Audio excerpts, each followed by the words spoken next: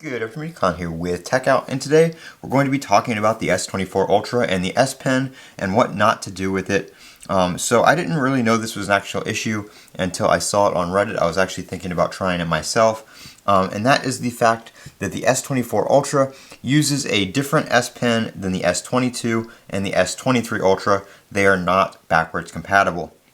So this is an old S Pen I have right here from an S23 Ultra. It's kind of hard to see on camera, but the tip is kind of rounded, whereas if I take the S Pen out of my, actually we'll look at it in the phone right here real quick. As you can see there, the tip is flat, and by tip I mean the back end of it, the part that clicks, not the actual writing part.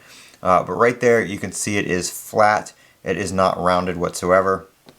So a lot of people, myself included, on the older devices, on my S23 Ultra, I had an extra S Pen, so I would use it in that phone. So if we put this in here, it does go down, but it does not actually click. You do have to, if you actually try to do this, you actually do have to force it with some pretty good force to actually get it stuck.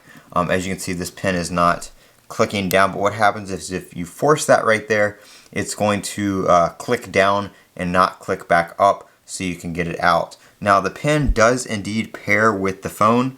It does charge and pair and all that kind of stuff. It just physically does not fit in the slot on the S24 Ultra because of that rounded end.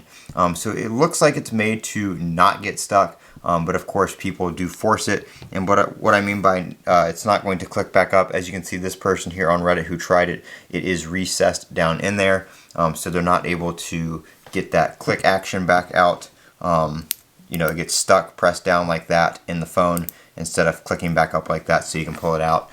So do not make that mistake. If you have an older S Pen from an S22 or S23, don't force it into your S24. It will likely get stuck, and they are very hard to get out from what I've seen.